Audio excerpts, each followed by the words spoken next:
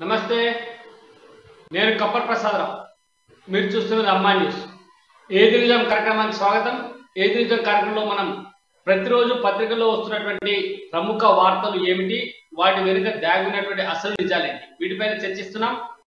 ముందుగా మనం ఆంధ్రజ్యోతి దినపత్రిక చూద్దాం. ఆంధ్రజ్యోతి దినపత్రికలో ప్రధాన వార్త మనం గమనిస్తే, అడ్డం పొడుగు హామీలు అని చెప్పి, అంటే ఇంకా టిఆర్ఎస్ ప్రభుత్వం ఇచ్చినటువంటి హామీలకు సంబంధించిన దశాబ్ది దారిట అనేటువంటి ఒక ప్రధానమైనటువంటి వార్త ఆంధ్రజ్యోతి దినపత్రికలో మనకు కనబడుతుంది.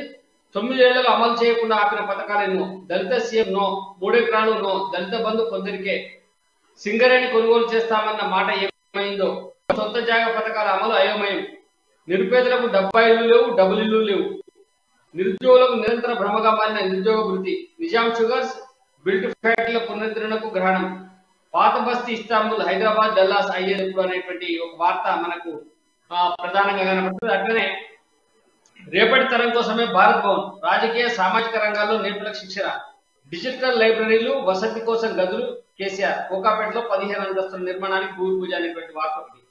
బీఆర్ఎస్ కు 2 భవన్లు, ఇప్పటికే తెలంగాణ భవన్, ఇప్పుడేమో భారత్ భవన్. కోకాపేట స్థలంలో నిర్మాణానికి ఎక్సలెన్స్ సెంటర్ గా పేరు, వాడుకునేది బీఆర్ఎస్ కార్యకలాపాలకి అంటూ కూడా ఒక వార్త మనకు ప్రధానంగా ఆంధ్రజ్యోతి దినపత్రికలో ఉంటుంది. ఇంకా హెటిరో చైర్మన్ కి ఎదురు దెబ్బ, ఆయన మేనేజింగ్ ట్రస్ట్ గా ఉన్న ట్రస్ట్ కు భూమిని కేటాయిస్తూ ఇచ్చిన జీవో 59 కొట్టేసిన హైకోర్టు.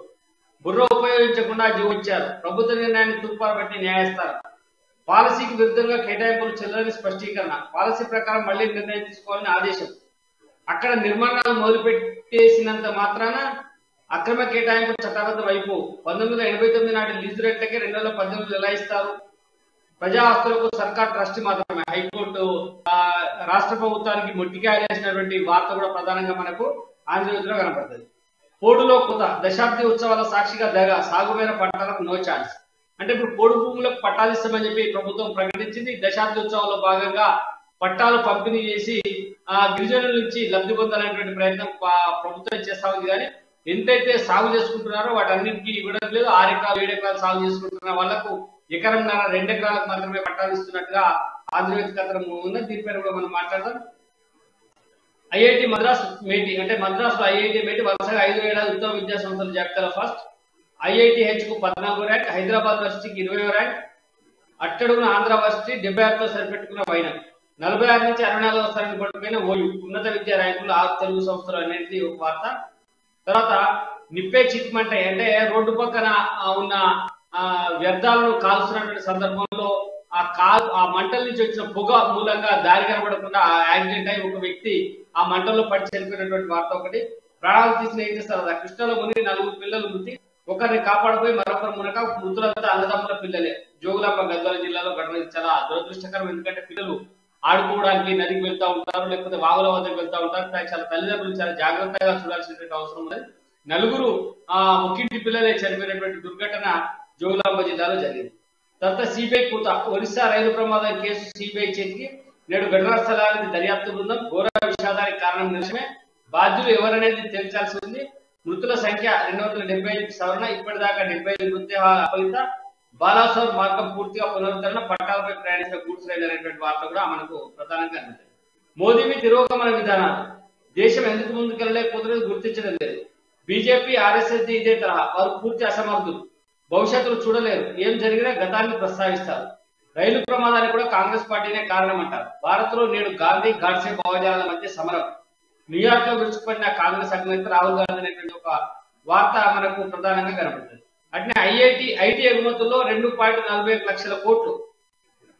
2022-23 ఆర్థిక సంవత్సరంలో 31% వృద్ధి. రాష్ట్రంలో గత ఏడాది కొత్తగా 1,26,894 ఉద్యోగాలు. ఐటీ పెట్టుబడుల గమ్యస్థానం హైదరాబాద్. కేటీఆర్ శాఖ ప్రగతి నివేదిక.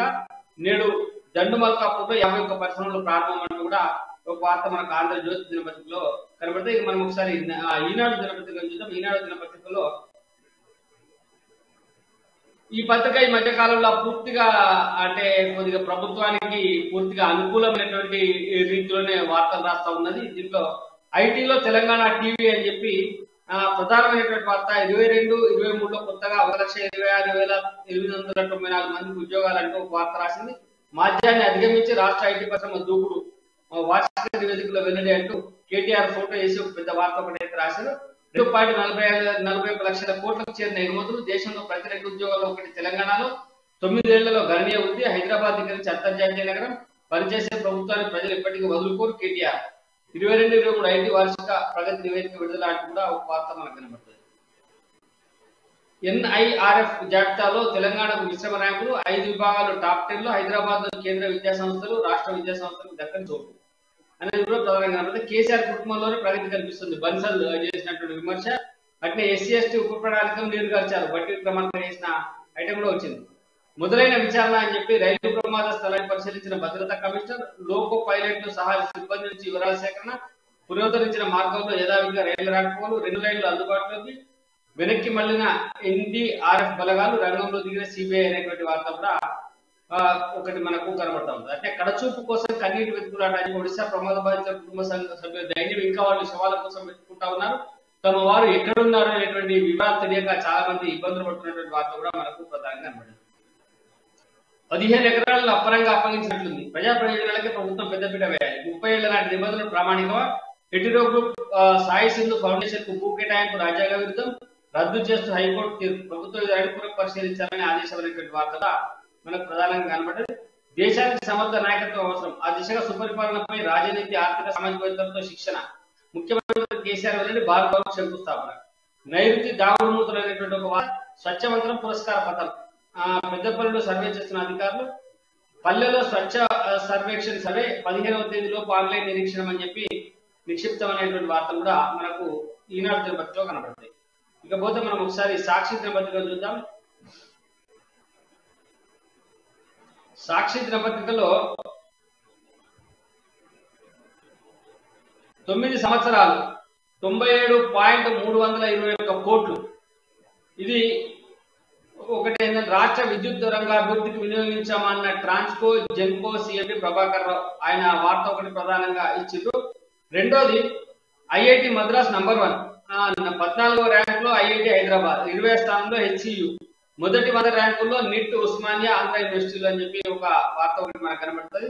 అట్లనే ప్రిలిమ్స్ వాయిదా, 11వ గ్రూప్ 1 నిర్వహణకు హైకోర్టు గ్రీన్ సిగ్నల్, ఇప్పటికీ అన్ని ఏర్పాట్లు పూర్తయ్యాయి. AG అదే కమిషన్ పరీక్షలు ఎలా నిర్వహిస్తుంది పిటిషనర్ తరఫు న్యాయవాది అనేది ఒక వార్త కూడా మనకు కనబడుతుంది. నాయకత్వ శిక్షణ, సుపరిపాలన అందించే దిశగా నాయకులను తీర్చిదిద్దుతామని చెప్పిన భారత్ బంద్ శంకుస్థాపన చేసిన సందర్భంగా ముఖ్యమంత్రి మాట్లాడినటువంటి మాటలు. అట్లనే నైరుతి దోబూచులాట అనేటువంటి వార్త, నేరాల సైబర్ నేరాల నియంత్రణకు ప్రత్యేక చట్టం, ఆగస్టు సెప్టెంబర్లో అసెంబ్లీ ఆమోదించిందామని చెప్పి KT రామారావు మాట్లాడినటువంటి మాటలు ఒకటి.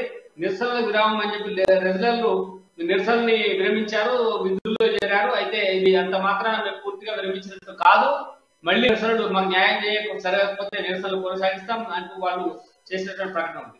చెయ్యి తెగితే మరొకరు చెయ్యి అతికిస్తారు. ఇక్కడ అంటే చెయ్యి ఏదైనా ప్రమాదంలో చెయ్యి తెగిపోతే ఇంకొకరి చెయ్యి అతికించేటువంటి ఒక కొత్త టెక్నాలజీ ఒకటి అందుబాటులోకి వచ్చి దేశంలో తొలిసారిగా కొచ్చిలోని అమృత ఆసుపత్రిలో సర్జరీ. ఇప్పటికే 14 మంది బాధితులకు ఆపరేషన్లు, బ్రెయిన్ డెడ్ అయిన వ్యక్తుల చేతుల సేకరణ, చేతులు కోల్పోయిన వారికి వీటిని అమర్చుతున్న వైద్యులు అంటూ కూడా ఒక వార్త మనకు కనబడతా ఉంది. మండే ఎండల్లోనూ నిండుగా నీళ్లు, ఎగువ నుంచి వచ్చిన వరద నీటితో నిండిన మూసి ప్రాజెక్ట్, ఒక గేట్ ఎత్తి 330 క్యూసెక్ల నీరు దిగువ విడుదల అనేటువంటి కేతేపల్లి నుంచి కూడా ఒక వార్త మనకు సాక్షి దినపత్రికలో ప్రధానంగా కనబడుతుంది. ఇంకా మనం ఒకసారి వెలుగు దినపత్రిక చూద్దాం. వెలుగు దినపత్రికలో ఉత్సవాల పేరుతో పాలన బంద్, మంత్రులు, ఎమ్మెల్యేలు, అధికారులు అందరూ దశాబ్ద వేడుకల్లో బిజీ, గవర్నమెంట్ ఆఫీసులు, పోలీస్ స్టేషన్లు ఖాళీ, కొన్ని జిల్లాల్లో ప్రజావాణి రద్దు, సమస్యలతో ఇబ్బందులు పడుతున్న జనం, ఎవరేం అడిగినా ఉత్సవాల తర్వాత అంటున్న ఆఫీసర్లు.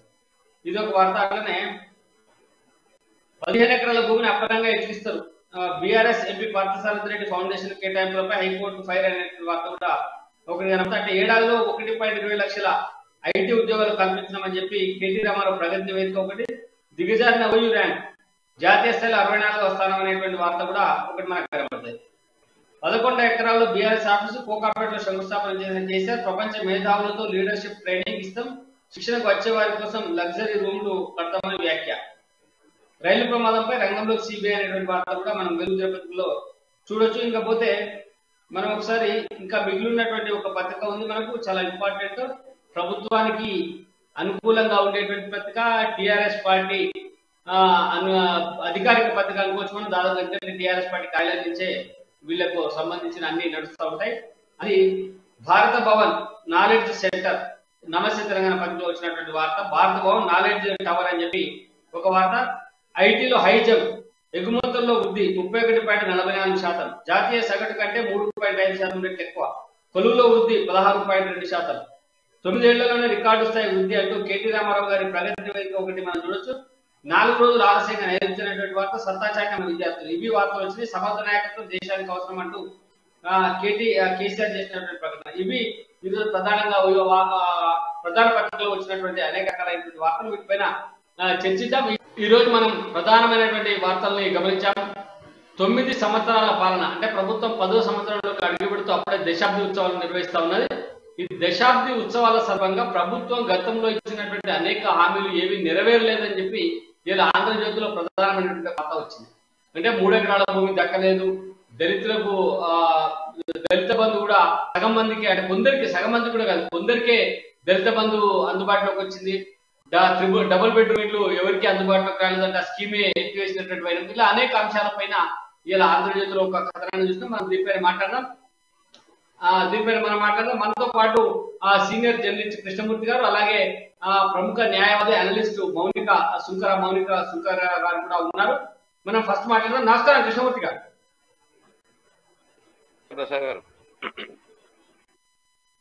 మౌనిక గారు నమస్కారం. మీరు కొద్దిగా లెఫ్ట్ కి జరగాల, కొద్దిగా మీరు సగమే కనబడతా ఉన్నారు. కొద్దిగా ఇటువైపు. కృష్ణమూర్తి గారు, మనము 9 సంవత్సరాల ప్రభుత్వ పాలన పూర్తయిపోయింది, 10వ సంవత్సరంలో అడుగు పెడతా ఉంది. ఏ ఒక్క పథకము పూర్తిగా అమల్లోకి రాలేదు. మొత్తం ప్రభుత్వ పథకాలన్నీ కూడా సగం ఉన్నాయి, కొన్ని అయితే అసలు ప్రారంభమే కాలేదు.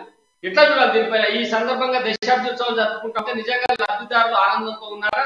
ప్రభుత్వం దశాబ్ది ఉత్సవాలు జరిపేంత స్థితి రాష్ట్రంలో ఉందనుకోవచ్చా? అంటే మనము వేరు ప్రాంతాలలో ఎమ్మెల్యే గారు వెళ్ళినప్పుడు కానీ, సీఆర్ మంత్రులు గారు వెళ్ళినప్పుడు కానీ అక్కడ ప్రజెంట్ వస్తున్న స్పందనే మనం చెప్పుకోవచ్చు. మన నిర్మల్ సభలో మన నిర్మల్లో సీఎం గారు బహిరంగ సభ నిర్వహించారు. ఆ బహిరంగ సభలో ప్రజాస్పందన ఏ విధంగా ఉన్నది అనేది తెలుస్తూ ఉన్నది.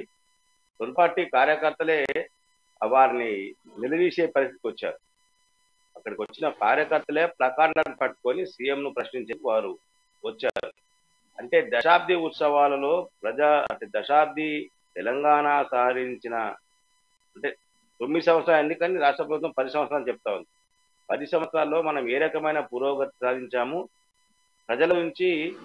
ప్రజలకు కావాల్సిన సౌకర్యాలను మనం ఏ రకంగా వాళ్ళకు సమకూర్చాము, అంటే ప్రజాభిప్రాయం మేరకు పాలన జరిగిందా లేదా అనే అంశాన్ని మనం ఇక్కడ బేరీజ్ వేసుకోవడము ఈ తాజా ఉదాహరణతోటే మనం ఇక్కడ వేసుకునే అవకాశం ఉంది.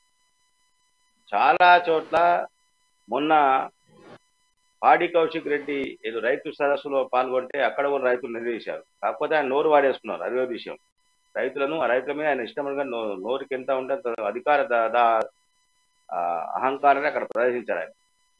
ఇట్లా అంటే ప్రజలు ఎక్కడికక్కడ పాలకులు నిలదీస్తున్నారు.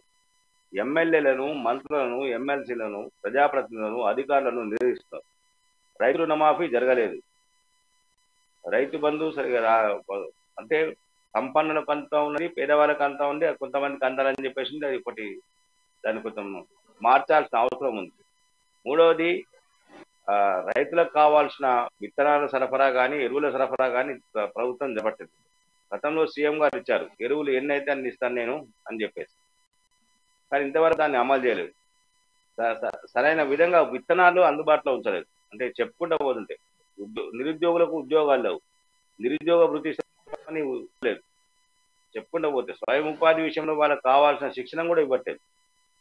స్వయం ఉపాధి ద్వారా ఉపాధి పొందండి అని చెప్తా ఉన్నాను, కానీ దాంట్లో కావాల్సినటువంటి మెలకువలను ప్రభుత్వము ఎక్కడికక్కడ శిక్షణా కేంద్రాలు ఏర్పాటు చేసి ఇవ్వాల్సిన అవసరం ఉంది. వాళ్ళు దాగి ఉన్న ప్రతిభను వెలికి తీయాల్సిన అవసరం ఉంది. ఆ కోణంలో ప్రయత్నం చేయలేదు. కానీ వీరు మాత్రం దశాబ్ది ఉత్సవాల్లో బ్రహ్మాండంగా జరుపుకుంటాం, అభివృద్ధి చేస్తున్నాం అంటారు. నిన్న మన ఐటీ మంత్రి గారు కేటీఆర్ గారు ఐటీకి సంబంధించినటువంటి ప్రగతి నివేదికను బహిర్గతం చేశారు. ఆ సందర్భంగా ఈయన ఎన్నిసార్లు విదేశీ పర్యటనకు వెళ్ళారు, ఎంత ఖర్చు పెట్టారు, ఆయా సందర్భంగా ఎన్ని ఎంఓయూలు కుదుర్చుకున్నారు, ఇప్పుడు ఎన్ని ఎస్టాబ్లిష్ అయినాయి, దాంట్లో ఎంతమందికి ఉపాధి వచ్చింది, ఫలితంగా వస్తున్నటువంటి ఆదాయం ఎంత అనే వివరాలు చెప్పకుండా ఆ ప్రగతి నివేదిక పైన ఆయన మొత్తంగా వివరించినారు, ఒక బుక్లెట్ రిలీజ్ చేసినారు. దానిపైన కూడా మనం మాట్లాడదాం. ఎందుకంటే 9 సంవత్సరాల ప్రగతి నివేదిక ఏ రకంగా ఉందని మాట్లాడి మనం ఒకసారి మౌనిక గారితో మాట్లాడదాం. మౌనిక గారు నమస్కారం. వినిపిస్తుందా అండి? అయిపోయి 10వ సంవత్సరంలోకి అడుగు పెడతా ఉన్నది.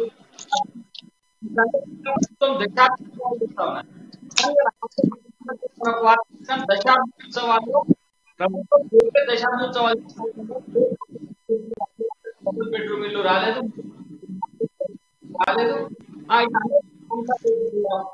పరిశ్రమల పునరుద్ధరణ అనేది జరగలేదు. సింగరేణిని కొంటామని చెప్పి ప్రభుత్వం చెప్పింది, ఆ కొనుగోలు జరగలేదు. ఇట్లా అనేక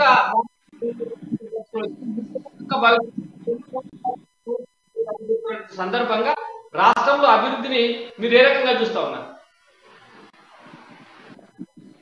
ఫస్ట్ ఆఫ్ ఆల్ ఇది దశాబ్దం ఇంకా అవ్వనే లేదు, ముందే వీళ్ళు తొందరపడుతున్నారు. ఎందుకు అంటే నెక్స్ట్ ఎలక్షన్స్ లోపల దీన్ని బాగా ప్రచారం చేసి ఓట్లు దండుకోవడం తప్ప ఇంకేం లేదు. ఎందుకంటే అక్కడ క్లియర్ గా 9 years అని తెలుస్తుంటే వీళ్ళు దశాబ్ది అని అంటే ఏమంటారు అంటే ఒక నియంత కదా పరిపాలిస్తున్నప్పుడు నేను ఏది చెప్తే అదే కరెక్ట్ అనే ధోరణి వెరీ ఫస్ట్ ఇన్స్టెన్స్ లో కనిపిస్తుంది.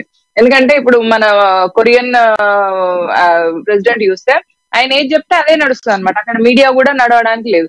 అట్లనే ఈయన కూడా ఈయన దశాబ్దాలు 9 దశాబ్ద ఉత్సవాలు అని అనగానే అతను మొత్తం ఆయన చెంచా మీడియా అందరు కూడా దశాబ్ద ఉత్సవాలు అని చెప్పేసి మొదలు పెట్టేసి. 2, దళిత ముఖ్యమంత్రి అని చెప్పి మొదలుపెట్టిన కేసీఆర్ గారు దళితుల్ని ముఖ్యమంత్రి చేయలేదు దశాబ్దం అవుతున్నా కూడా ఇప్పటి వరకు కూడా. సో అక్కడే ఫెయిల్ అయిపోయిండ్రు, మాట మీద నిలబడలేని ఈ గవర్నమెంట్. నెక్స్ట్ మనము డబుల్ బెడ్రూమ్ ఇల్లు కానీ చూసుకుంటే ఆ కట్టిన ఇళ్ళప్పుడు ఆయన పెద్ద స్టేట్మెంట్ అనమాట, ఇంట్లో ఆడవాళ్ళు బట్టలు మార్చుకోవడానికి ఎట్లా ఒకటే రూమ్ ఉంటే ఎట్లా, వాళ్ళకు డబుల్ బెడ్రూమ్ ఇస్తాం మేము అని, ఆడవాళ్ళ కోసం ఇది అని చెప్పి బాగా ఏతులు కొట్టిన ఈ గవర్నమెంట్ తీరా చూస్తేంది ఆ ఇల్లులన్నీ కుంగిపోతున్నాయి. 1 వర్షానికి ఇల్లులన్నీ కుంగిపోతున్నాయి. ఇక వీళ్ళు ఆడబిడ్డలకు చేసింది ఏంటి అంటే కొంచెం ఆశ పెట్టించి ఆ ఆశను ఇట్లా చేయడం. అంటే కనీసం వాళ్ళ దగ్గర పనిచేసే వాళ్ళకు కూడా ఎంత కరప్టెడ్ ఉన్నారో చూడండి. ఆ ఇల్లులు కుంగిపోతున్నాయి అంటే అంత ఫెయిల్యూర్ గవర్నమెంట్.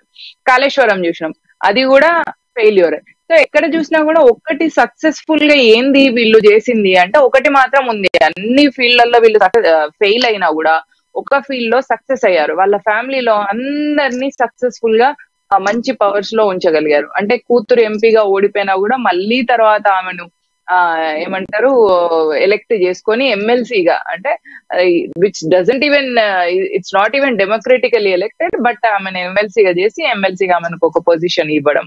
సో ఇట్లా వాళ్ళ ఫ్యామిలీ మెంబర్స్, కూతురు, అల్లుడు, మనవడు, ఇంకా నెక్స్ట్ జనరేషన్ కి కూడా పాత్ క్లియర్ చేస్తున్నారు అనమాట.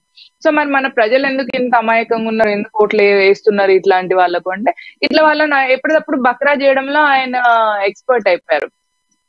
మసిబూసి మారేడుకాయ చేస్తారు అంటారు చూసినా, అట్లా ఇప్పుడు 9 ఏళ్లకే దశాబ్ది ఉత్సవాలు చేయడం, ఊర్లలో ఇప్పుడు బొడ్రాయిలు అని చెప్పేసి కొత్త ఒక యూనో మూమెంట్స్ క్రియేట్ చేస్తున్నారు అనమాట, త్రూ రిలీజియస్ మూమెంట్స్.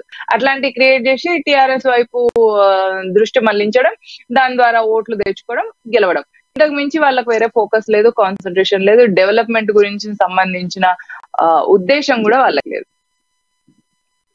అంటే మౌనిక గారు ఇంకొక మాట మీరు ఇందాక చెప్పారు, ఒక దాంట్లో విజయం సాధించారు వాళ్ళు వాళ్ళ కుటుంబానికి అన్ని సమకూర్చుకోవడంలో అని. కానీ ఇంకొకటి కూడా ఉంది, మీరు అది వివరించలేదు. రాష్ట్రంలో మొత్తం దేశంలోనే అత్యధికంగా మద్యం అమ్మకాలు మన రాష్ట్రంలో జరుగుతూ ఉన్నాయి. ఉమ్మడి రాష్ట్రంగా ఉన్నప్పుడు 13,000 కోట్ల రూపాయల ఆదాయం ఉన్నటువంటి ఉమ్మడి రాష్ట్రంలో మొత్తం అంటే ఆంధ్రప్రదేశ్ తెలంగాణ కలిపినప్పుడు ఉన్న 13,000 కోట్ల రూపాయల మద్యం ఆదాయం ఉంటే ఇప్పుడు కేవలం ఒక్క తెలంగాణలో మాత్రమే 40,000 కోట్ల రూపాయలు మద్యం అమ్మకాలు జరుగుతూ ఉన్నాయి. దేశంలోనే నంబర్ 1 ఉంది. మరి దీన్ని ఎందుకు మీరు విశ్వసిస్తా ఉన్నారు? దీన్ని అభివృద్ధి అనుకోకూడదా? మన దగ్గర ఆదాయం విపరీతంగా వస్తుంది, ఆదాయం పెరిగింది కదా. మ్మ్. ఇది ఎంత ట్రిక్కీ క్వశ్చన్ అండి.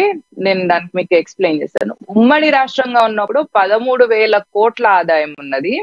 ఇప్పుడు కేవలం తెలంగాణ అయినప్పుడు అంటే తగ్గించినతో కూడా ఇది ఇంకా ఇంక్రీజ్ అయింది 40,000 కోట్లు. ఓకే, మీరు అన్నట్టుగా అందరు కొనుక్కుంటున్నారు. అదేమన్నా మద్యం అనేది కొనుక్కొని ఏం చేస్తారండి? తాగుతారు కదా. తాగి వాడు పడిపోయిన తర్వాత ప్రొడక్షన్ ఏముంటది? ప్రొడక్టివిటీ అక్కడికి ఆగిపోయింది కదా. సో ఇట్లా మద్యానికి బానిసలుగా చేసేసి, అంటే ఫర్ ఇన్స్టెన్స్ ఇప్పుడు మనం ఒక చిన్న గ్రామంలో ఒక వార్డు తీసుకున్నాం అనుకోండి. ఆ వార్డులో ఒక 100 మంది 200 మంది ఉంటే అందులో కనీసం ఒక 60-70 మందిని మద్యానికి బానిస చేసేసాడు అనుకోండి. ఆ 60-70 మంది ఓట్లన్నీ ఇటే పడిపోతాయి. సో వాడిని తగుడుకి బానిస చేయడం. ఇంకా మీరు ఇంకొక దుర్మార్గమైన విషయం ఏంటంటే నార్కోటిక్స్ కూడా భయంకరంగా నడుస్తున్నాయి తెలంగాణ రాష్ట్రంలో. అంటే డ్రగ్ అడిక్ట్ అయిపోతున్నారు అనమాట యూత్. అండ్ దట్టు మీరు గమనిస్తే కార్యకర్తలు వాళ్ళ కార్యకర్తలందరూ కూడా డ్రగ్ అడిక్ట్స్ అని ఉంటారు, లేదా ఆల్కహాల్ అడిక్ట్స్ అని ఉంటారు. సో ఒక మనిషి ఒకసారి ఒక దానికి అడిక్ట్ అయిపోయిన తర్వాత వాడి దగ్గర ప్రొడక్టివిటీ తగ్గిపోతుంది. సో ఈ ప్రొడక్టివిటీ తగ్గిపోవడం వల్ల మన దగ్గర మన స్టేట్ ఒకప్పుడు బడ్జెట్ మిగులు బడ్జెట్ గా ఉన్నది, ఇప్పుడు లోడ్ బడ్జెట్ అవ్వడానికి యూత్ ప్రొడక్టివిటీ అంతా తగ్గిపోవడమే దాని కారణం. సో వీళ్ళు మనం గమనించినాం కూడా, కవిత ఈ సారా దందాలలో ఉంది అని అంటే సో వీళ్ళు ప్లాన్ గానే చేస్తున్నారు. అంటే వీళ్ళు క్లియర్ గా యువతని మద్యానికి బానిసలు చేసేయడం, తద్వారా ఆ బానిసల్ని మాకు ఓట్లు వేయించుకోవడం, తర్వాత దాంతో మేము గవర్నమెంట్ లోకి ఫామ్ చేసుకోవడం, మా కుటుంబం ఇట్లనే ఫ్లరిష్ అవుతా ఉంటది. యాజ్ ఇఫ్ వీళ్ళు రాజులు అయినట్టు మనందరం వాళ్ళ కింద బానిసలు అయినట్టు. సో ఈ ఫ్లరిష్మెంట్ ని కంటిన్యూ చేసుకుందామని వీళ్ళు డిసైడ్ అయిపోయారు. సో ఈ అమాయక యువతని జాగృతం చేయడం ఎట్లా అని చెప్పేసి ప్రతి ఒక్క అనలిస్ట్, ప్రతి ఒక్క జాతీయవాది, ప్రతి ఒక్క మానవతావాది దీని గురించి ఆలోచిస్తున్నారు. కానీ ఏం చేయాలనో నిజంగా అర్థం కావట్లేదు. ఎందుకంటే వీళ్ళ శక్తి ఎంత పెద్ద ఉంది అంటే మన శక్తి సరిపోవట్లేదు యువతను జాగృతం చేయడానికి అండి. ప్రసాద్ గారు అంటే ఓకే, కృష్ణమూర్తి గారు, ప్రధానంగా రాష్ట్రంలో దశాబ్ద కాలంలో జరిగినటువంటి అభివృద్ధి చూసుకుంటే ఒకటి ఇందాక శుంకర గారు చెప్పినట్టు, మంద శుంకర గారు చెప్పినట్టు కల్వకుంట్ల కుటుంబంలో వాళ్ళ కొడుకు, కూతురు, అల్లుడు, తర్వాత సడ్డకు కొడుకు, ఆయన ముఖ్యమంత్రి కేసీఆర్ గారు, తర్వాత ఈ మధ్యన ఆయన హిమాంశు కూడా కొద్దిగా రాజకీయాల్లోకి వచ్చిన ఆలోచనతో ఉన్నాడు. ఆయన కూడా పర్యటనలు చేస్తా ఉన్నాడు, దేవాలయాల సందర్శన ఆయన కూడా ముఖ్యమంత్రికి ఇచ్చినట్టుగా ప్రోటోకాల్ ఇచ్చి తీసుకుపోతున్నటువంటి పరిస్థితి మనం గమనించినాం. మరి ఎట్లా దీన్ని అంతా ఎట్లా చూడాలి? అట్నే మద్యంలో #1 దేశంలోనే #1 ఉంది, విద్యలో అధమంలో ఉంది. ఉస్మానియా యూనివర్సిటీ గతంలో ఉన్నత స్థాయి యూనివర్సిటీగా ఉన్నటువంటి ఉస్మానియా యూనివర్సిటీ ఇలా దేశంలో గుర్తింపు లేనటువంటి పరిస్థితికి దిగజారిపోయింది. రాష్ట్రంలో ఏవైతే జాతీయ స్థాయి విద్యా సంస్థలునే వాటికే కొంత గొప్ప గుర్తింపు వచ్చింది తప్ప ఈ రాష్ట్ర స్థాయి విద్యా సంస్థల గుర్తింపు అనేది లేదు. పూర్తిగా అధమ స్థాయిలో దిగజారిపోయినటువంటి పరిస్థితి కనబడతా ఉంది. మద్యంలోనేమో ప్రథమం, విద్యలేమో అధమం. ఎట్లా చూడాలి కృష్ణమూర్తి గారు దీన్ని? పాలకుల మనస్తత్వం ఎలా ఉందనేది ఇక్కడ మనం చెప్పొచ్చు. కారణం ఏంటంటే విద్యావంతులు ఉండొద్దు, చదువుకునేవారు ఉండొద్దు, ఉంటే ప్రశ్నించే తత్వం పెరుగుతుంది. వాళ్ళు రాజకీయ చైతన్యం కానీ సామాన్య అంటే అవేర్నెస్ చైతన్యం అనేది ఎక్కువగా ఉంటుంది. పాలకులు చేసే తప్పులు కానీ, పాలకులు వహించే నిర్లక్ష్య వైఖరిని కానీ వారు ఎక్కడికక్కడ నిలదీసే అవకాశాలు ఉన్నాయి. అదే వాళ్ళకు ఇప్పుడు మింగుడుపడిన వ్యవహారం. ఒకప్పుడు తెలంగాణ ఉద్యమానికి కేంద్ర బిందువుగా మారినటువంటి ఉస్మానియా యూనివర్సిటీని ఈరోజు ఈ ప్రభుత్వం పూర్తి స్థాయిలో నిర్లక్ష్యం చేసింది. ఇంతవరకు దశాబ్ది ఉత్సవాలు జరుపుకుంటున్నాం తెలంగాణలో. ఒక్కసారైనా కేసీఆర్ గారు ఉస్మానియా యూనివర్సిటీ విద్యార్థులు మాట్లాడిన సందర్భాలు ఉన్నాయా?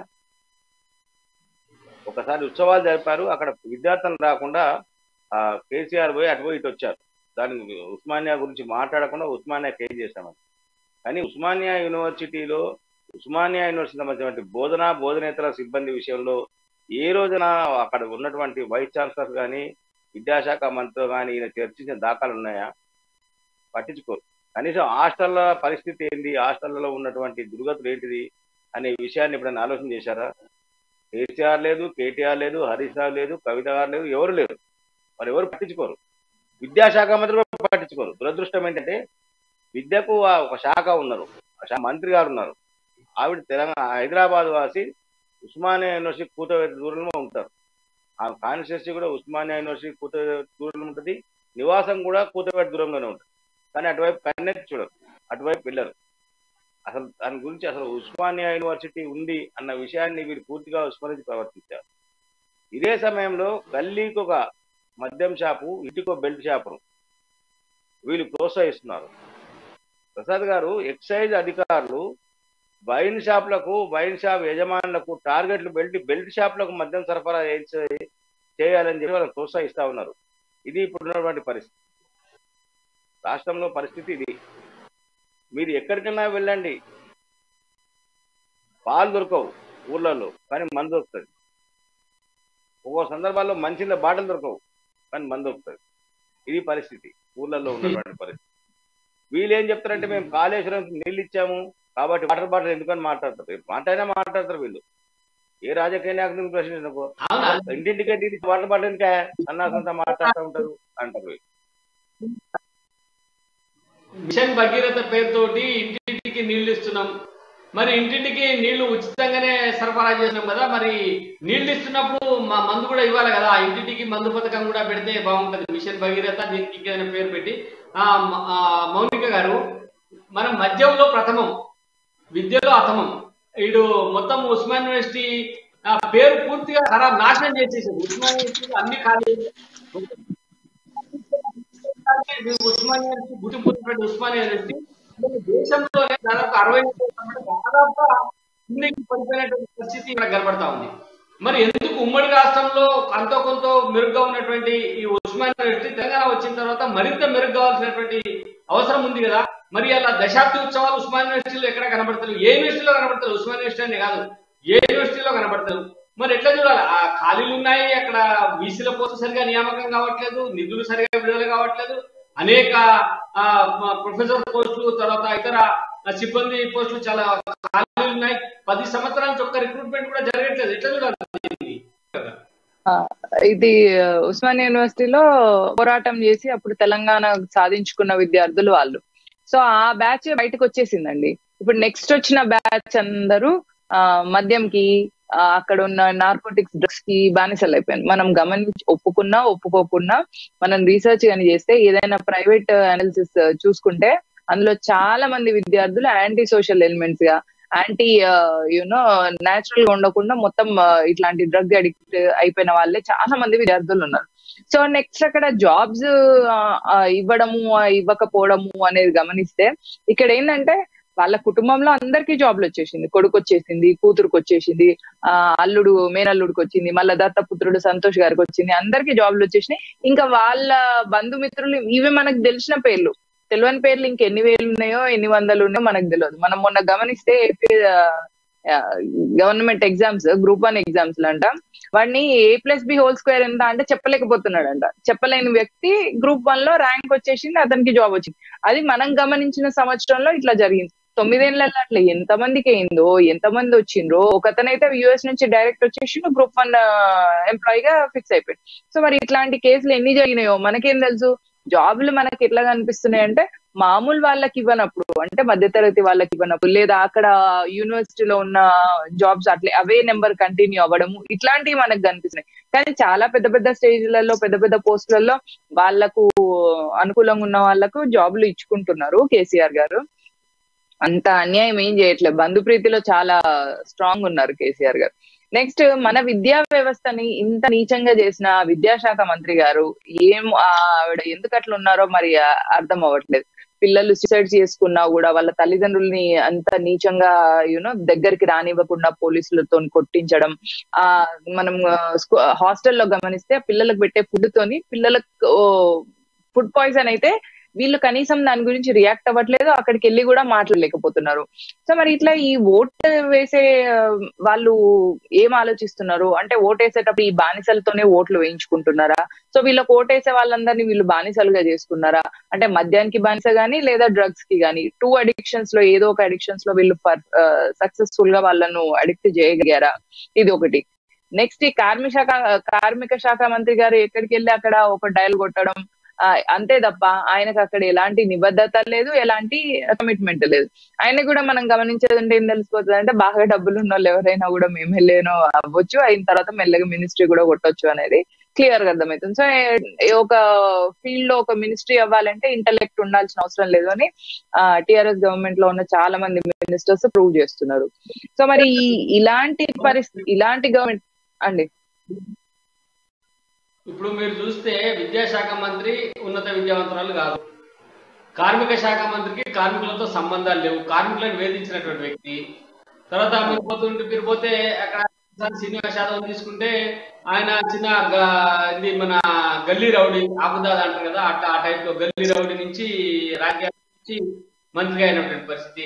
మీరు ఇట్లా తీసుకుంటూ పోతే ఏ మంత్రి కూడా పర్ఫెక్షన్ ఉండి మీరు అన్నట్టుగా ఆలోచన చేసి ఆ ప్రణాళికలు రచించి దాన్ని అమలు చేయించాల్సినటువంటి స్థితిలో ఏ మంత్రి ఉన్నట్టుగా నాకు కనపడదు.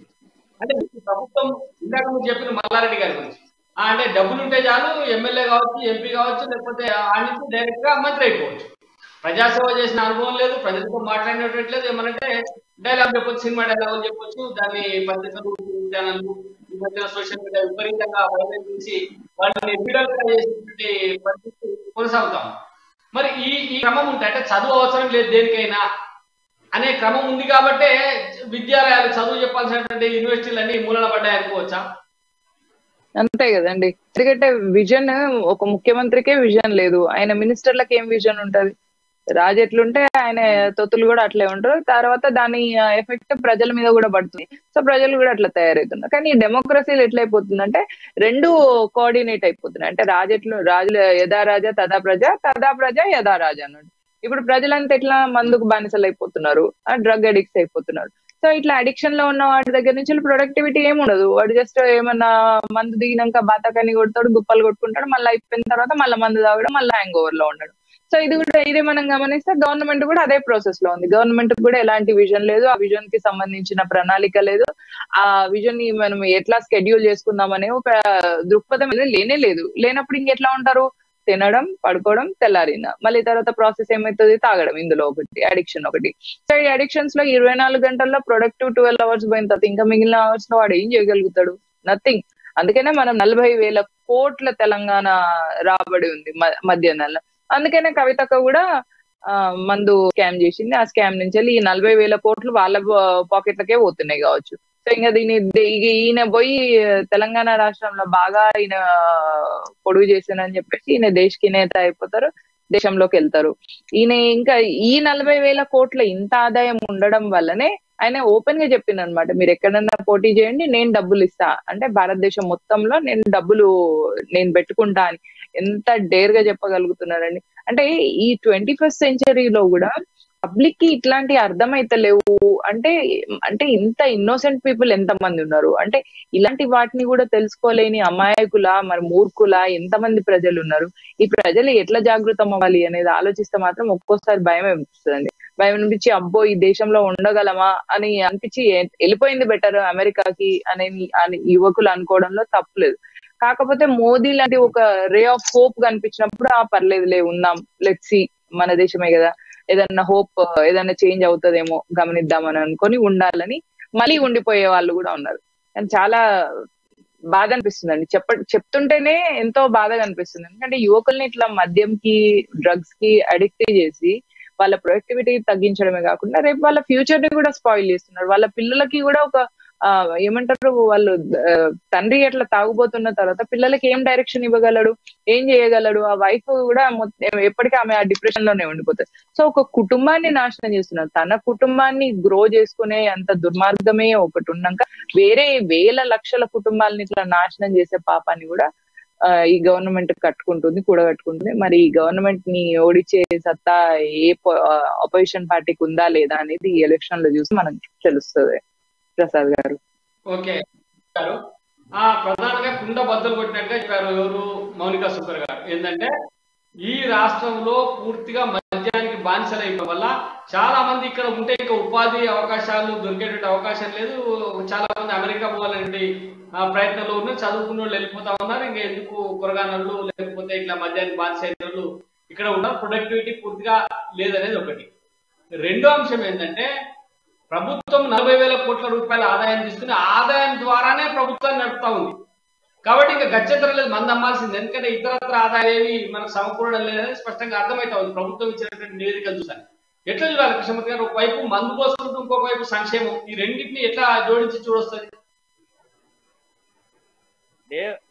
ఒక చేత 1 రూపాయి ఇచ్చి రెండో చేత 2 రూపాయలు తీసుకునేందుకు ఈ ప్రభుత్వం సిద్ధమైంది.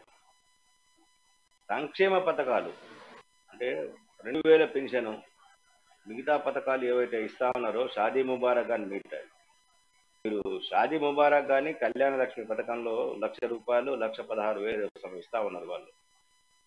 మీరు అదే పెళ్లికి వెళ్ళి చూడండి, అంతకన్నా ఎక్కువ మద్యం తాగుతున్నాం, అంతకన్నా ఎక్కువ విలాసమైన ఖర్చు పెడతా ఉన్నారు. మీరు 2,000 రూపాయలు వృద్ధాప్య పెన్షన్లు, విడో పెన్షన్లు వీటికి సంబంధించి ఇస్తా ఉన్నారు. కానీ ఆ కుటుంబంలోనూ నెలకు 15-20 వేల వరకు మద్యం తాగుతాం. 2 రూపాయలు ఇచ్చినట్టు ఇచ్చి 4 రూపాయలు వాళ్ళ దగ్గర లాక్కుంటుంది. మద్యం విశృంఖలంగా సరఫరా చేయించి వాళ్ళకు టార్గెట్లు పెట్టి, ఈవెన్ బార్ అంతా కూడా టార్గెట్ పెట్టి, ముందు బార్లలో తాగమంటున్నారు, బయటకు రాగానే ట్రాఫిక్ లో వచ్చి పట్టుకుంటా ఉన్నారు, వాళ్ళకి ఛానల్ వేస్తా ఉన్నారు. ఇదేంటంటే తాగుడు మాన్పించడానికి బార్ల పక్కనే చెక్ పోస్టులు పెట్టి తాగుడు మాన్పించడం కాదు కదా. బార్లను కట్టడి చేసి, బార్లను నియంత్రించి, బార్లను తగ్గించి, కనీసం జిల్లాకు 1 బారు మాత్రమే అట్లా ఉంచి దాన్ని కొంచెం కట్టడి చేస్తే బాగుంటుంది. అలా చేయకుండా గల్లీకో బారి చేసి విస్తృతంగా మద్యం అమ్మాలి టార్గెట్లు పెట్టి మీకు లైసెన్స్ రద్దు అవుతుంది, లేకపోతే పెనాల్టీ వేస్తాం. మద్యం టార్గెట్ కు రీచ్ కాకపోతే వాళ్ళకు పెనాల్టీ వేస్తా ఉన్నారు. ఇది ప్రభుత్వం చేసిన పని. మనం అనుకుంటున్నాము 40-45 వేల కోట్లని, దాదాపు 55,000 కోట్ల దాకా మద్యం నుంచి రాష్ట్ర ప్రభుత్వానికి ఖజానాకు ఆదాయం వస్తా ఉన్నది. మనం పరిశీలించు వేరు మార్గాల నుంచి కూడా, డిస్టరీస్ నుంచి కానీ, బార్ అండ్ రెస్టారెంట్లు కానీ, వైన్ షాపులు, వీటికి సంబంధించి మొత్తంగా ఫీజు రూపంలో వసూలు చేసేటువంటి లైసెన్స్ ఫీజు కూడా ఉంటుంది కదా. లైసెన్స్ ఫీజు వీటికి వసూలు చేయడంతో మొత్తం 55,000 కోట్ల వరకు ప్రభుత్వానికి ఎక్సైజ్ ద్వారా ఆదాయం వస్తూ ఉన్నది. అంటే మీరు 55,000 కోట్ల ఓన్లీ ఎక్సైజ్ ద్వారానే ఆదాయం వస్తున్నప్పుడు ఆ మేరకు కూడా వీళ్ళు సంక్షేమ పథకాలు అందించట్లేదు. 55,000 కోట్ల పంపిణీ కూడా జరగట్లేదు. మనం ఆలోచన చేయాల్సిన అవసరం ఉంది. ప్రభుత్వం మన డబ్బులను 2 రూపాయలు తీసుకొని 1 రూపాయి మాత్రమే మనకి ఇస్తుందని ప్రజలు ఆలోచన చేసి ఆ కోణంలో కొంచెం దృష్టి పెట్టి కొంత వాళ్ళు అవగాహనకు వచ్చినప్పుడు మాత్రమే కొంచెం మార్పు వస్తుంది ప్రజల్లో. ప్రభుత్వం కూడా అప్పుడు తన పాలసీని మార్చుకునే అవకాశం ఉంది. అంతవరకు వీళ్ళు ఎక్కడికి వెళ్ళినా కానీ మేము సంక్షేమ పథకాలు ఇస్తున్నాము, మా పార్టీ బీఆర్ఎస్ ఓటేయకపోతే మీకు పెన్షన్ అయిపోతుంది, బీఆర్ఎస్ ఓటేయకపోతే మీకు రేషన్ కార్డులు సరుకులు ఆగిపోతాయి, ఇట్లా చెప్పడం అంటే బెదిరించడం. ఎవరికి బెదిరించడము? అమాయకులు మాత్రం బెదిరిస్తారు. విద్యావంతుల దగ్గర వీళ్ళ దగ్గర గ్రామీణ ప్రాంతాల్లో, మారుమూల ప్రాంతాల్లో, స్లమ్లలోకి వెళ్ళి విద్యా రహితంగా ఉన్న వాళ్ళని మాత్రం బెదిరిస్తూ ఉన్నారు, కూలినాలు చేసుకునే వాళ్ళని బెదిరిస్తూ ఉన్నారు వీళ్ళు. అదే సంపన్న వర్గాలకు వచ్చి అక్కడ మాట్లాడే వాళ్ళకేం చెప్తున్నారు, మేము హైటెక్ సిటీ కట్టాము, ఉద్యోగాలు ఇచ్చాము అని వాళ్ళ దగ్గర చెప్తా ఉన్నారు. ఏ ఎండకు ఆ గొడుగు పడుతూ వీళ్ళు పబ్బం కడుతూ ఉన్నారు. కాబట్టి చెప్పండి మేడం. మనం ఇప్పుడు దానికి వస్తున్నాం. ఏంటంటే కేటీ రామారావు గారు నిన్న ఒక నివేదిక విడుదల చేసిండు. రాష్ట్రంలో ఐటీ పరిశ్రమ చాలా వృద్ధి చెందింది, లక్షల ఉద్యోగాలు వచ్చినాయి అని చెప్పి ఆయన చాలా బ్రహ్మాండంగా, అంటే ఇక దేశంలో ఎక్కడ లేదు నంబర్ 1, అంటే దేశంలో 2 ఉద్యోగాలు వస్తే 1 ఉద్యోగం ఖచ్చితంగా తెలంగాణ వాసికి తెలంగాణలో వస్తుంది అనేటువంటి మాట మాట్లాడి ఈ సంవత్సర కాలంలో అనేక వృద్ధి జరిగింది, 1,27,000 ఉద్యోగాలు వచ్చినాయని చెప్పి ఏదో లెక్కలన్నీ చెప్పినారండి. మౌనిక గారు చెప్పండి, ఇప్పుడు మీరు ప్రధానంగా తెలంగాణలో డెవలప్మెంట్ గమనిస్తా ఉన్నారు, మీరు బయట దేశాలలో ఉండొచ్చినారు, అనేక అవగతమై ఉంటాయి. రాష్ట్రంలో తెలంగాణలో ఐటీ పరిశ్రమ వృద్ధి కేటీఆర్ గారు చెప్పినంతగా జరిగిందా, లేకపోతే కేవలం ప్రభుత్వ స్థలాల పంపిణీ కోసమే ఐటీ పరిశ్రమలు కాగితాల్లో ఇక్కడికి వస్తున్నాయి అనుకోవచ్చు? అసలు ఇది నిజంగానే ఐటీ పరిశ్రమ అభివృద్ధి జరిగింది అనుకోవచ్చు? ఇది దీన్ని అచ్చంగా ఏతులనే అంటారండి తెలంగాణ భాషలో చెప్పుకోవాలంటే. ఎందుకంటే ఐటీ పరిశ్రమ అనేది అదొక ప్రైవేట్ కంపెనీ, అది ప్రైవేటైజ్డ్ ఆర్గనైజేషన్స్. ఒక్కొక్క మల్టీనేషనల్ కంపెనీకి ఒక్కొక్క టార్గెట్స్ ఉంటది. అది ఆ మల్టీనేషనల్ కంపెనీస్, ప్రైవేట్ కంపెనీస్ వాళ్ళ టార్గెట్ ని వాళ్ళు రీచ్ అయితే దాన్ని గవర్నమెంట్ వీళ్ళ లెక్కలు వేసుకున్నాడు అనేది ఇంతకంటే ఫూలిష్నెస్ ఇంకొకటి లేదు. ఎందుకంటే ప్రైవేట్ ఆర్గనైజేషన్స్ కానీ మన ఐటీ గమనిస్తే ఏదైనా కూడా మల్టీనేషనల్ కంపెనీస్ ఉంటాయి చాలా వరకు. ఈ మల్టీనేషనల్ కంపెనీస్ రిక్రూట్ చేసుకునేటప్పుడు ఆ పిల్లలు ఆబ్వియస్లీ వాళ్ళు ఇంజనీరింగ్ ఆ తెలివి అది కేటీఆర్ గారి వల్ల కానీ కేసీఆర్ వల్ల కానీ ఆ మాటకు వస్తే తెలంగాణ గాని కాదు, ఇది భారతదేశంలో ఉన్న ప్రతి హిందువులో ఆ డిఎన్ఏ ఉంది. ఆ డిఎన్ఏ మన రిషి టెక్నాలజీ కాబట్టి మన దగ్గర నేచురల్ గా ఇంటెలిజెంట్ రేస్ ఏది ప్రపంచంలో అంటే అది హిందూ రేస్ అండ్ భారతీయుల రేస్. అందుకనే గవర్నమెంట్ జాబ్ అది ఐటీ జాబ్లలో ఫ్లరిష్ అవుతున్నారు ఇండియన్స్. టాప్ సిఇఓస్ అన్ని కంపెనీస్ లో గమనిస్తే ఇండియన్సే ఉంటున్నారు. భారతీయులు ఉండడానికి కారణం కూడా అది మన డిఎన్ఏ లో ఉన్న మనకున్న ఇంటలెక్ట్, అది మన పూర్వీకుల నుంచి మనకు వచ్చింది. దీనిలో ఈయన చేసింది ఏముంది? ప్రతి ఐటీ ఆఫీస్ కూడా, ప్రతి ఐటీ కంపెనీ కూడా దాని targets every year end targets ఉంటాయి. ఆ టార్గెట్స్ రీచ్ అవ్వాల్సి ఉంటది. రీచ్ అయిన ఎంప్లాయీస్ కి వాళ్ళు అప్రైజల్ ఇచ్చుకుంటారు. దానికి ఒక హెచ్ఆర్ సిస్టమ్ ఉంటది. ఆ హెచ్ఆర్ డిపార్ట్మెంట్ ప్రతి ఎంప్లాయీని గమనిస్తారు. వాళ్ళు ఒకవేళ వాళ్ళ టార్గెట్స్ రీచ్ కాని ఎంప్లాయీస్ ని వాళ్ళు తీసేస్తారు కూడా. వాళ్ళ కొన్ని ఒక 2-3 months శాలరీ ఇచ్చేసి ఆ ఎంప్లాయీస్ ని తీసేయడము. వాళ్ళ డెసిషన్ వచ్చినప్పుడు ఎట్లా వాళ్ళ కాస్ట్ కటింగ్ చేసుకోవాలి అనేది వాళ్ళది ఒక సిస్టమ్ ఉన్నది. అది ప్రైవేట్ మల్టీనేషనల్ కంపెనీ సిస్టమ్ ని గవర్నమెంట్ తన లెక్కలు వేసుకొని నేను ఐటీ మినిస్టర్ అసలు ఇదొకటి. రెండొక పాయింట్ ఏంటంటే చంద్రబాబు నాయుడు గారు ఉన్నప్పుడే ఆయన ఎన్నో ఐటీ కంపెనీస్ కు ఆఫర్ ఇచ్చారు. ఆ ప్లేస్ ని కూడా చాలా డెవలప్ చేసిండు. అక్కడే డెవలప్ అవుతుంది. వీళ్ళు కేసీఆర్ గాని కేటీఆర్ గాని వచ్చిన తర్వాత ఎక్కడ ఇచ్చారు ప్లేస్? ఆ ప్లేసులలో ఎన్ని గవర్నమెంట్ ఎన్ని ప్రైవేట్ ఐటీ కంపెనీస్ ని వీళ్ళు ఇన్వైట్ చేసిండ్రు? ఎవరు వచ్చి ఇక్కడ కొత్తగా పరిశ్రమ చేసిండ్రు? 20 ఏళ్ల కింద అంటే నేను బీటెక్ చేసినప్పుడు 15 ఏళ్ల కింద ఐటీ స్టార్ట్ అయింది. దాన్ని మేము కూడా దాన్ని డెవలప్ చేసినాం అని రుద్దుకుంటూ వస్తే ఏమొస్తుందండి? ఏమున్నది అసలు? వీళ్ళు చేసింది ఏం లేదు, మేం చేసినాం అని అనుకోవడం అనేది ఒక టోటలీ ఒక మూర్ఖత్వం కిందకి వస్తుంది. ఎందుకంటే అది ఒకసారి ఐటీ కంపెనీ స్టార్ట్ అయింది అంటే అది గ్రో అవుతూ ఉంటది. ఎందుకంటే ఎవ్రీ ఇయర్ ప్రాజెక్ట్స్ వస్తే ఆ ప్రాజెక్ట్స్ కి సంబంధించిన ఆ సెన్సెక్స్ వేసుకుంటారు, వాళ్ళు దానికి సంబంధించింది కంటిన్యూ చేసుకుంటారు. ఇందులో ఈయన చేసింది ఎక్కడ ఏమీ కనిపించట్లేదే. ఈయన ఇక్కడ తీసుకొచ్చిన ఎవరిని తీసుకొచ్చిండ్రు చెప్పండి? ఏ కంపెనీని తీసుకొచ్చిండ్రు? హైదరాబాద్ లో ఏ కంపెనీ లేదని ఈయన తీసుకొచ్చి చేసిండ్రు. సో ఇది ఒక ఫూలిష్ లెక్క. ఈ ఫూలిష్ ప్రసాద్ గారు ఐటీ కంపెనీలు హైదరాబాద్ అన్ని రకాలుగా అభివృద్ధి చేసిన విశ్వనగరం అయింది హైదరాబాద్ అని చెప్పినాను నేను.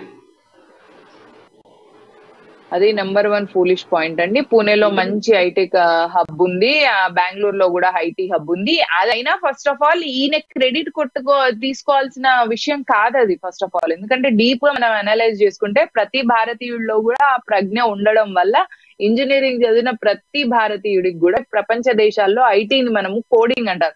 ఆ కోడింగ్ లో ఇండియన్స్ చేయగలిగినంత బెస్ట్ కోడింగ్ వరల్డ్ లో ఏ సిటిజన్స్ కూడా చేయలేరు అనేది ప్రతి ఐటీ కంపెనీ కూడా ఒప్పుకుంటుంది.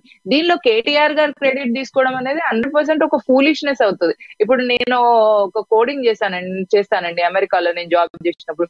ఆ క్రెడిట్ కేటీఆర్ కి నేను ఎందుకు ఇస్తాను? ఎందుకు కేటీఆర్ ఎట్లా తీసుకుంటాడు ఆ క్రెడిట్? ఇప్పుడు ఇంజనీరింగ్ చదివిన ప్రతి విద్యార్థికి మంచి దాదాపుగా భారతీయులందరూ మంచి కోడింగ్ ఇవ్వగలుగుతారు. సాఫ్ట్వేర్ ఈ రోజు భారతీయుల వల్లనే ఇంత నిలబడుతుంది.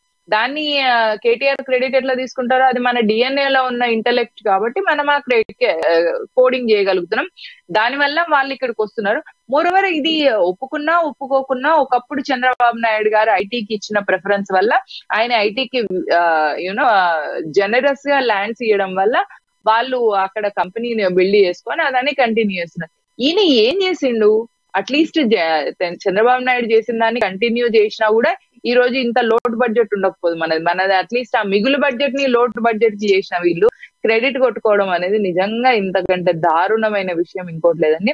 అసలు ఎడ్యుకేటెడ్ తెలంగాణ, ఇంటెలెక్చువల్ తెలంగాణ ఎందుకు ఇంత ఫూలిష్ గా ఉంటున్నారు అంటే ఓటింగ్ టైం అప్పుడు కూడా వీళ్ళ ఎంత కన్నింగ్ పాలిటిక్స్ అంటే టిఆర్ఎస్ గవర్నమెంట్ ఇది.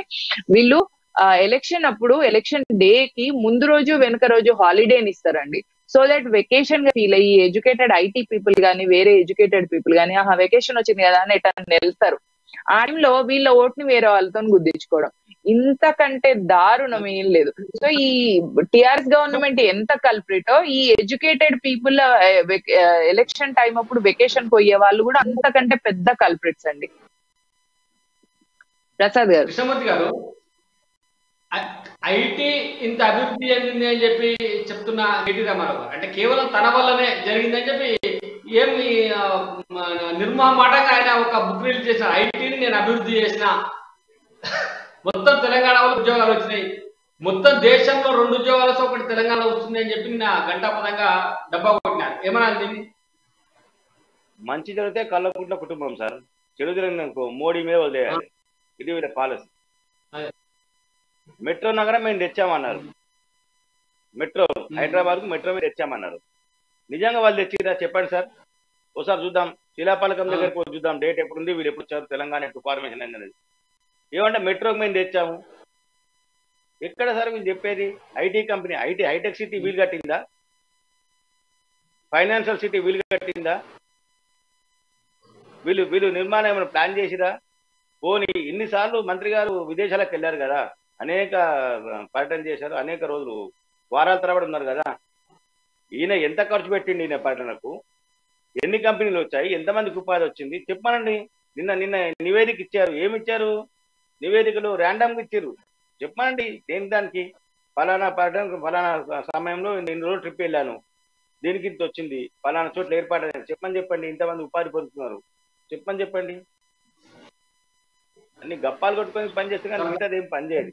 ఎందుకంటే ప్రశ్నించే వాళ్ళు లేరు, అడిగే వాళ్ళు వాళ్ళకి తీర్పొస్తారు, లేకపోతే తెలంగాణ ద్రోహులు అంటారు వీళ్ళు, లేకపోతే అంటారు, తొత్తులు అని చెప్తారు వీళ్ళు.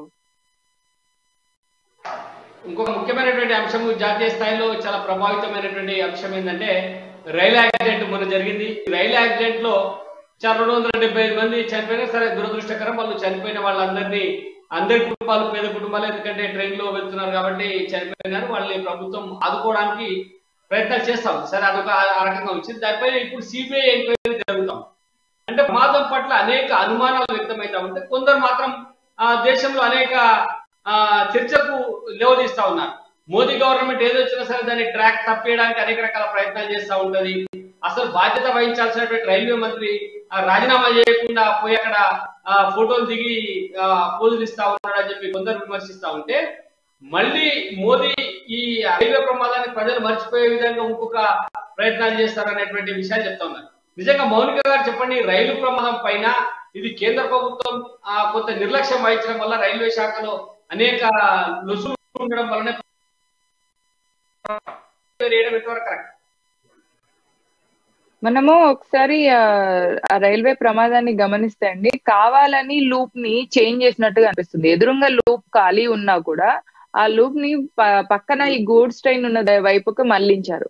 సో దీన్ని చూస్తే అదొకటి. దాని తర్వాత నెక్స్ట్ వచ్చే ట్రైన్ కి వీళ్ళు టైం ఉన్నాక కూడా ఆ నెక్స్ట్ వచ్చే ట్రైన్ ఈ బోగీలు ఆ ట్రాక్ మీద పడి ఆ ట్రైన్, అంటే ఇది ప్లాన్ గా 2 ట్రైన్లను ఇలా చేయాలి, దీని వల్ల మోదీ గవర్నమెంట్ మీద వ్యతిరేకత రావాలి అని చేసినట్టుగా చాలా యాంగిల్స్ లో అనిపిస్తుందండి. ఎంత చూసినా అనిపిస్తుంది. నెక్స్ట్ ఈ టూల్ కిట్స్ కూడా మనం గమనిస్తే 4 రోజులకు ఒకసారి జంతర్ మంతర్ లో ఒక ప్రొటెస్ట్ జరుగుతుంటది. సో ఈ ప్రొటెస్ట్ జరిగినప్పుడు కూడా వాళ్ళ దగ్గర వెళ్తే మనము మోదీకో హటావో ఉంటారు, లేదా బ్రాహ్మణికల్ పేట్రాకి రీచ్ చేయాలి అంటే మధ్యలో బ్రాహ్మణులు ఎందుకు, మీరు మోదీ హటావో అనేది ఎందుకు ఉంటది? మీదే రెజ్లర్స్ ది కానీ మనం చిన్న ఎగ్జాంపుల్ గా తీసుకుంటే గమనిస్తే, వాళ్ళు మొదట ఏమన్నారు, ఈ పర్టికులర్ ఒక బ్రిజ్ భూషణ్ అనే అతను మా మీద లైంగిక దాడి చేసిండు అని అన్నారు. సో మరి వీళ్ళే 2019 లో మీటూ అని పెద్ద మూమెంట్ జరిగిందండి. అందరు మహిళలు ఎవరెవరైతే వాళ్ళని ఎవరి పేర్లో ఎక్స్ప్లాయిట్ అయిందో వాళ్ళ పేర్లను బహిరంగంగా చెప్పండి, భయపడాల్సిన పని లేదు, మీ తప్పు లేదు, వాడు చేసిన తప్పుకి మీరెందుకు గిల్ట్ ఫీల్ కావాలని చెప్పేసి మీటూ మూమెంట్ వచ్చినప్పుడు ఈ రెజ్లర్సే మాకు అట్లాంటిది ఏం జరగలేదు, మా దగ్గరికి ఎవడన్నా వచ్చేస్తే మేము ఇంత రెజ్లర్స్ కుస్తీలు చేసినా బాగా తింటాం, మా దగ్గర బలిసి ఉన్నాం, మేము ఎవరినైనా మేము తన్నేయగమని చెప్పిన ఈ రెజ్లర్స్ అతని మీద ఎట్లా వేస్తున్నారు? సరే వేస్తున్నారు, అతని మీద అబాండం వేసిండ్రు అనుకోండి. ఆ అబాండం వేసినప్పుడు ఏదో ఒక రుజువు ఉండాలి కదా. రుజువు లేని ఫస్ట్ ఆఫ్ ఆల్ ఎఫ్ఐఆర్ కూడా చేయలేరు. ఊరికే మీరు మీ మాట మీద చెప్పేస్తే చేయడానికి అవ్వదు.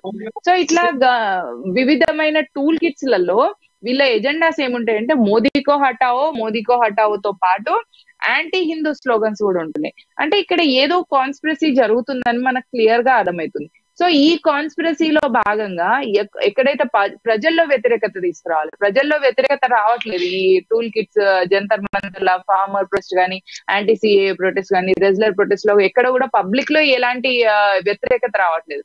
అందుకనే ఇలాంటిది ఏమైనా చేస్తే పబ్లిక్ కూడా అసంతృప్తితోని, అసహనంతోని మోదీ గవర్నమెంట్ కి, అంటే రైల్వేస్ సెంట్రల్ చేతిలో ఉన్నాయి కాబట్టి మోదీ గవర్నమెంట్ కి వ్యతిరేకంగా వచ్చి ఈ గవర్నమెంట్ కింద పడిపోతే అప్పుడు మేము మళ్ళీ స్కామ్లు చేసుకోవచ్చు, మళ్ళీ మేము దొంగలందరూ మళ్ళీ రాజకీయ నాయకులుగా చలామణి అవ్వచ్చు అని. కానీ ఏమైనా వీళ్ళ ఉద్దేశం ఉందా అనేది ఆబ్వియస్ గా ఒక అడ్వకేట్ గా నాకైతే క్లియర్ కాన్స్పిరసీ కనిపిస్తుంది.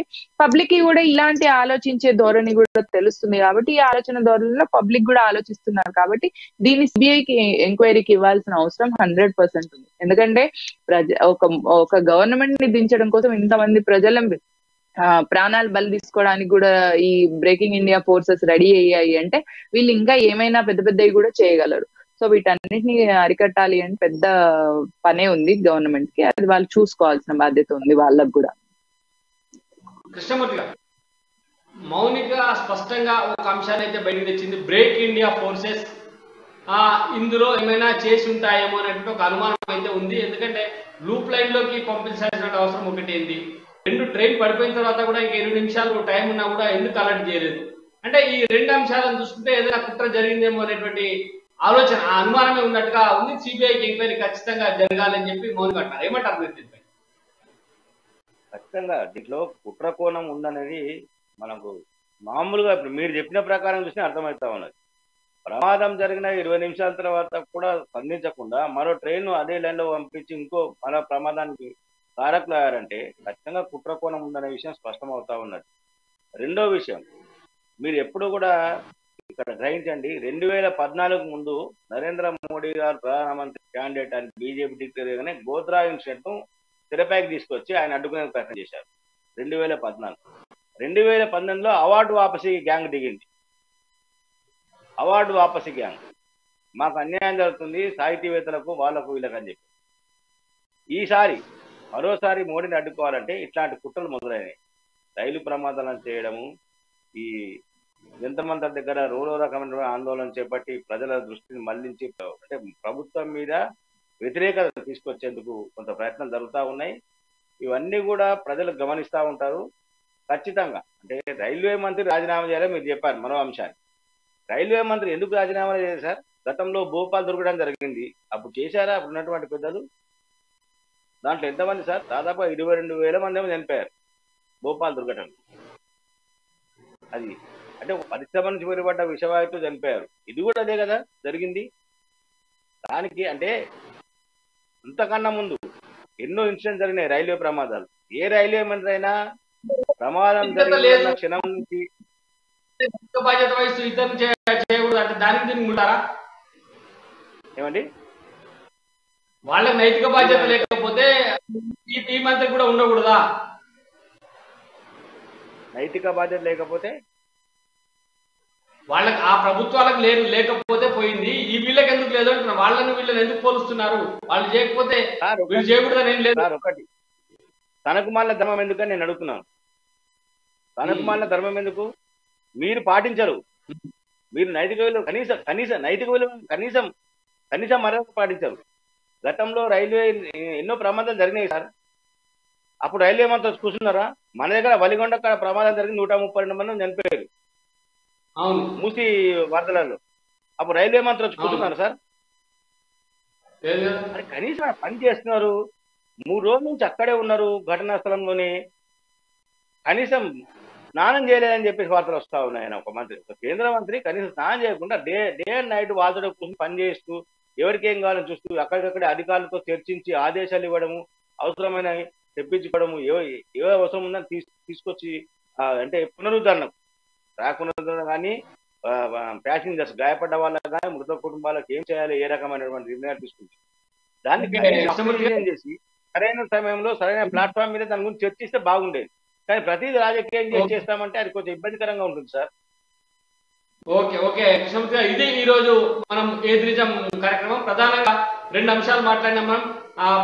దశాబ్ద కాలంగా తెలంగాణలో మద్యానికి బానిసైన వాళ్ళ సంఖ్య పెరుగుతూ ఉంది, మద్యం అమ్మకాలు విపరీతంగా ఉంటున్నాయి, ప్రభుత్వం అరికట్టలేదు, దాన్ని ఇంకా ప్రోత్సహిస్తుంది అనేది స్పష్టంగా అర్థమైంది. మళ్ళీ ఐటీ ఉద్యోగాలు కూడా ముఖ్య కేటీ రామారావు గారు చెప్తున్నట్టుగా మొత్తంగా రాష్ట్ర వ్యాప్తంగా ఐటీ ఉద్యోగాల సంఖ్య పెరగడం అనేది అద్భుత కల్పన. ఆయన చేసినటువంటి కృషి అనేది కూడా ఒకటి తేలింది. తర్వాత రైల్వే ప్రమాదం పైన కూడా అనేక రకాల అనుమానాలు అయితే ఉన్నాయి. నిజమే, ఆ అనుమానాలను నివృత్తి చేయడం కోసం సిబిఐ విచారణ అవసరమే. చూద్దాం సిబిఐ ఏం తెలుస్తుందో చూద్దాం. ఇది ఈ రోజు ఏది నిజం కార్యక్రమం. ఈ కార్యక్రమంలో పాల్గొన్నటువంటి కృష్ణమూర్తి గారికి అలాగే మౌనిక సుంకర్ గారికి ప్రత్యేకంగా కృతజ్ఞతలు. తిరిగి మళ్ళీ రేపటి ఏది నిజం కార్యక్రమంలో కలుద్దాం. అంతవరకు సెలవు, నమస్తే.